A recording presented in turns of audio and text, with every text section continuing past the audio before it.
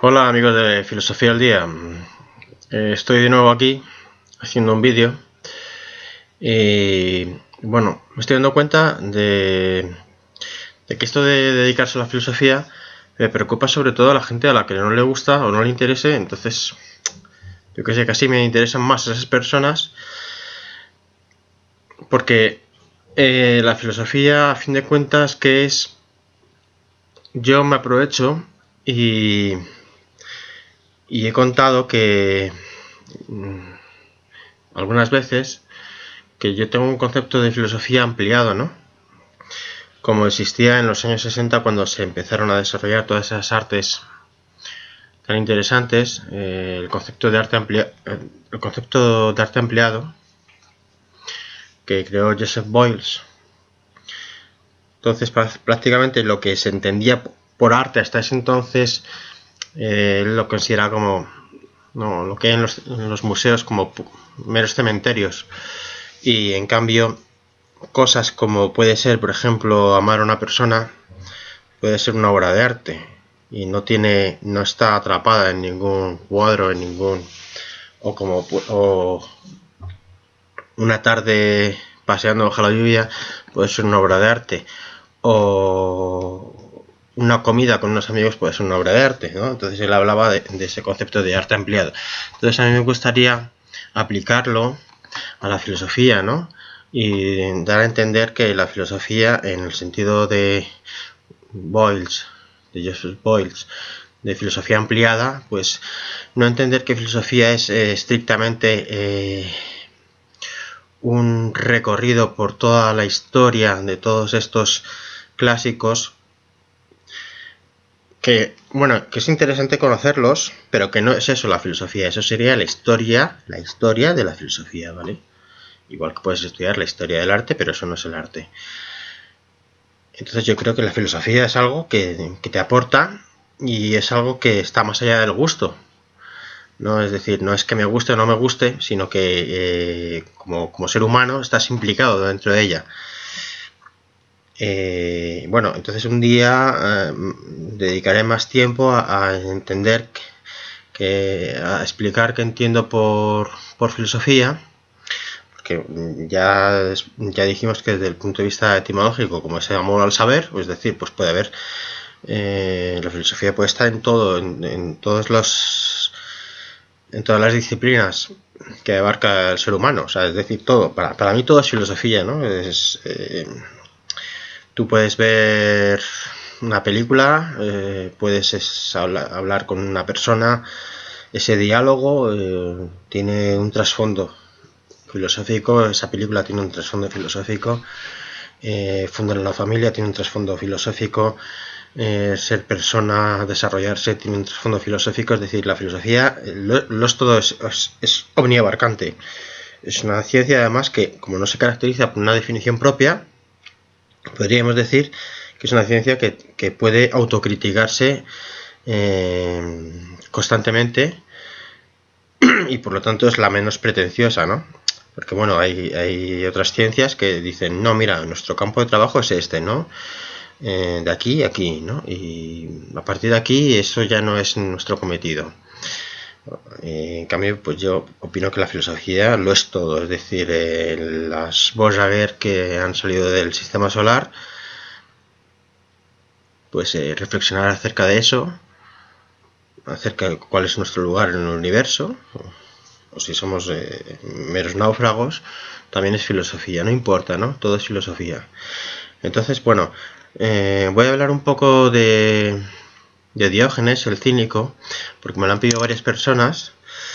Es un poco difícil porque, claro, hablar a pelo así de un filósofo, yo estaba intentando contextualizar la filosofía, el origen, cómo surge, cómo va evolucionando, los primeros principios, el arjé, tal. Pero bueno, lo voy a hacer un poco haciendo un esfuerzo. Yo estaba explicando la escuela de Mileto. Posteriormente, de la escuela de Mileto, vendría lo que es la escuela de Elea, que es del sur de Italia, del actual sur de Italia.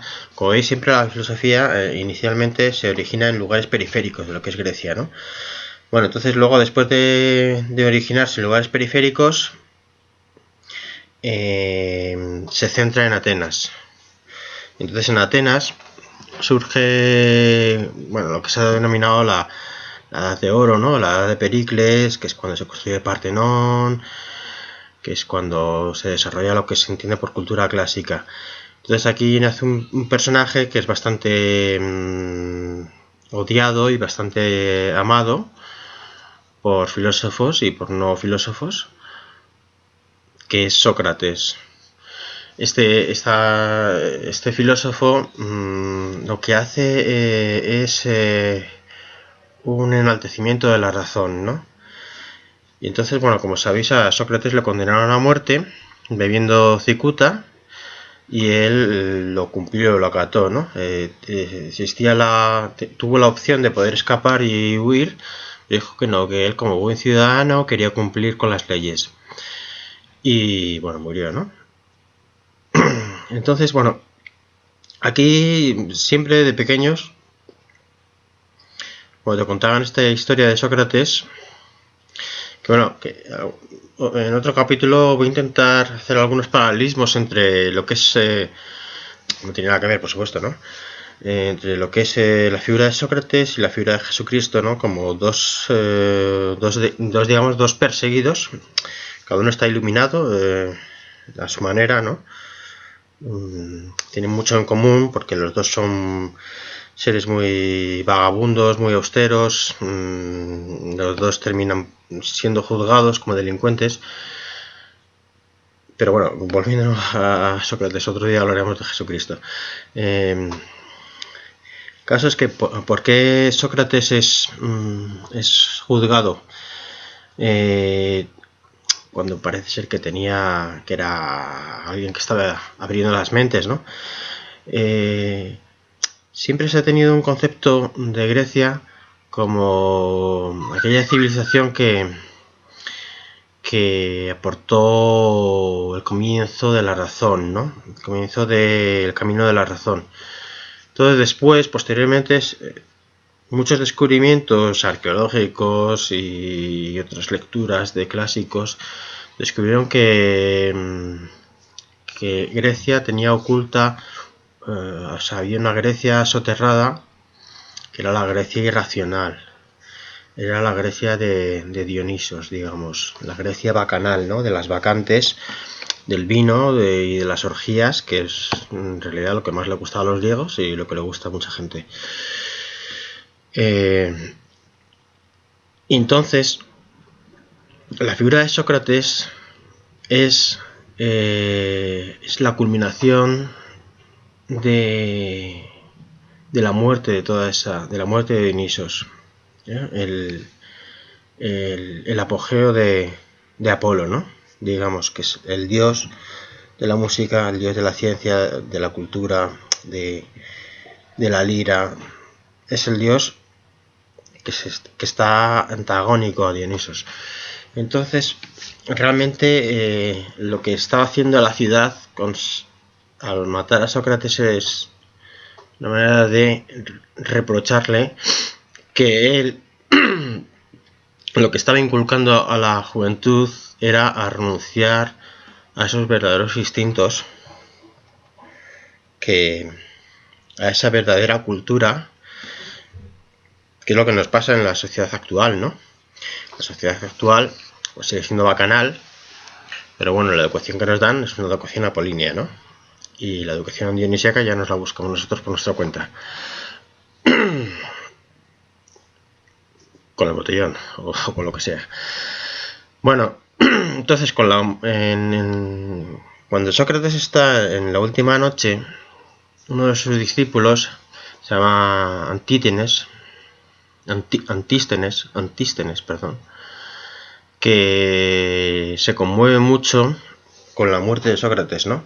Sócrates en el último momento alcanza lo que se ha denominado, cuando ya se resigna a la muerte, alcanza lo que se ha denominado un estado de ataraxia, ¿no? Ataraxia significa algo así como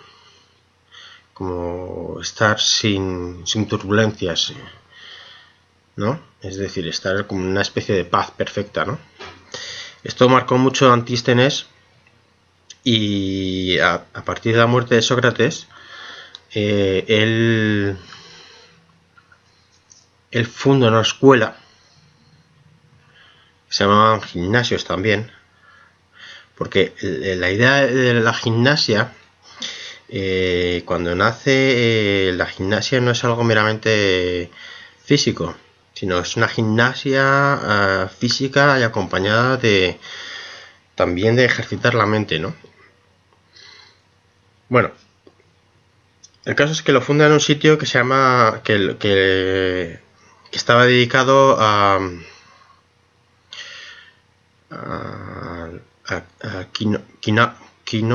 Quinoargos, que significa perro blanco. Quinoargos, eso es, significa perro blanco. Entonces, originariamente se piensa que los cínicos, toman el nombre de ese lugar, ¿no? Del Quinoargos. Pero Antístenes lleva al extremo, digamos, lo que son las virtudes socráticas, ¿no? De una vida de austeridad, de una vida basada en la virtud, basada meramente en la dedicación, nada más, de alimentar el espíritu, prescindiendo de lo material, prescindiendo de los convencionalismos. Pero a Antístenes le sale un discípulo muy característico, que es Diógenes. Es tan llamativo este personaje que al final la escuela de los cínicos es conocida por Diógenes, por el discípulo, no por Antístenes. Y este discípulo, que era de familia rica, bueno, Antístenes también era de familia rica, que su padre había había sido detenido por crear moneda falsa. Él llega a Atenas de una manera un poco vagabunda y se instala ahí, y también le influye mucho la manera de pensar de Antístenes al hacerse discípulo suyo, pero también un poco rechazando el mundo, que su padre había sido banquero y había creado moneda falsa, rechazando ese mundo de su padre, el mundo material. Entonces es el primer, podríamos decir que Diógenes es el primer hippie, ¿no? Porque renuncia a todo, ¿no? A la propiedad privada, a los convencionalismos, a las leyes, incluso solo llevaba una túnica, luego llevaba un cuenco con el que bebía agua. Pero luego hay una anécdota divertida de él, que es que un día vio beber a un niño con las manos agua, y entonces cogió y dije, ¿para qué quiero el cuenco? Pues sí, cogí y lo tiró. Y en general se burlaba bastante de todas las leyes, de todos los convencionalismos, de la vida material. Decía que la verdadera felicidad pues no residía en nada de todo esto. Entonces hay cientos de leyendas acerca de Diógenes, pero creo que el vídeo se está alargando demasiado, así que os lo voy a contar el próximo día. Vale, creo que me he alargado un poco. Bueno, pues a ver qué tal. Darle un like.